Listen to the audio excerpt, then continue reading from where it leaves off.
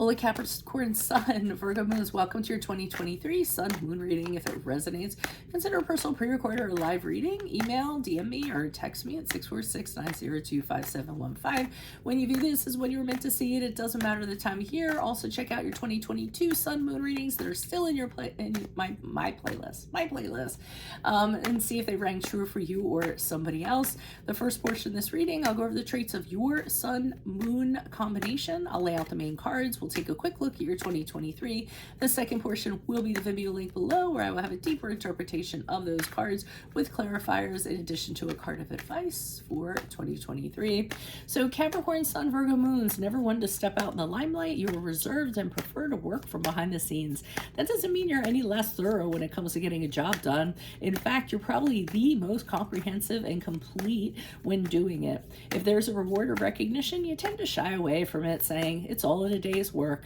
There are two very practical and pragmatic signs that work well. These are two very practical and pragmatic signs that work well in unison.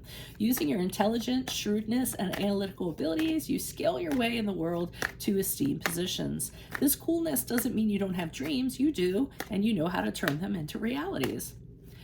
You operate best when your environment is routine and ordered. This goes for work and home life. Everything has a plan and everything is in its proper place. At times, you can obsess about this to the point of perfection, which is the source of much of your stress. With a penchant for technology, science, and business, you do well in areas that rely on a structure and a network of connections. Occasionally, you soften your hard edges in relationships, but generally you come off remote and distant. Many of your romantic liaisons will be forged in the workplace, where you have respect for people who share the same work ethic, duty, and morals such as yourself. So, Holy Spirit, angels, divine guides, universe, can you please find your truth, your wisdom, your clarity, and your insight for Capricorn Sun, Virgo Moons for 2023. What do you see? What do they need to know? Any messages would be greatly appreciated, and we thank you. What do you see for January, February, March? We have the Knight of Pentacles in the reverse. Look me up on Facebook, Instagram, like, share, subscribe, or donate in any of the links below in support of my efforts. Always appreciated. April, May, June, we have the Knight of Swords in the upright. What do you see for July, August, September for Capricorn Sun, Virgo Moons? July, August, September, we have the Four of Swords in the upright. And then what do you see for October, November, December, Judgment card in the upright? Okay, this is really interesting because in January, February, March, what I'm seeing is that you are being very stubborn about something.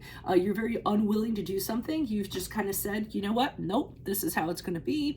I am not doing that. That is not a risk that I'm going to take. I mean, you're begrudgingly doing it. So it's like the Knight of Pentacles in reverse for me at times can be someone pulling a mule, and the mule is just digging his heels in the sand, refusing to do what's wanted of him. And it can be just being stuck in your comfort zone, being stuck in your ways and not wanting to break out of that. And you have such an attachment to that that you won't even consider anything else. So, you know, you just kind of say, nope, I'm used to doing it and doing it this way. That's the way it's going to be. Too bad. Okay. But what's interesting is I feel like, I mean, it might work for 3 months, but in April, May, June, I'm seeing somebody come in here and give you the business. I mean, this person is kind of telling you, and believe it or not, I don't mean to offend you, but I feel like the quote I got was, you're being an ass. I mean, like, maybe not exactly like that, but like, come on, what are you doing? This is ridiculous. Like, I feel like it's somebody who is somebody, you know, a personal connection, who is known for being very forthright. So they don't hold back. They see something and they say it. A lot of times that can get them into trouble, but whatever they're saying is actually truthful. It's very honest. But their delivery just really sucks. And in fact, when they say it, you're just kind of looking at them like, really? Did you just say that to me? You might start arguing with this person. It might cause tension in your communication with this person. But believe it or not, I think it's something that somebody needed to tell you. And I think it's something that you needed to hear. So as a result of that, in July, August, September, you really kind of take yourself out of things for a little while. you kind of tell yourself, okay, well, maybe they're right. Maybe I've been too stressed out and I've been acting out on that. Maybe I'm overworking myself.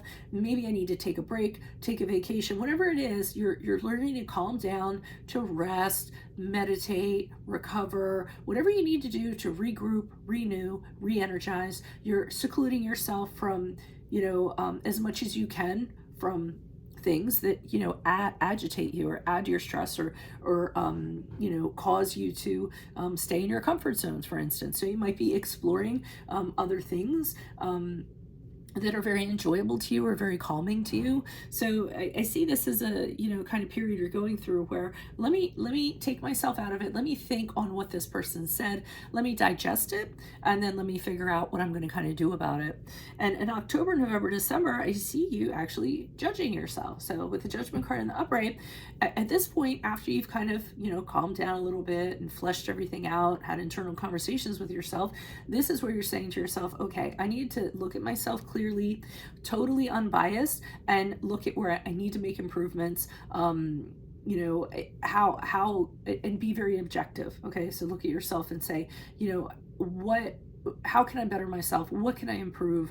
What are things that I can release that aren't doing anything for me? What struggles am I carrying around that are weighing me down?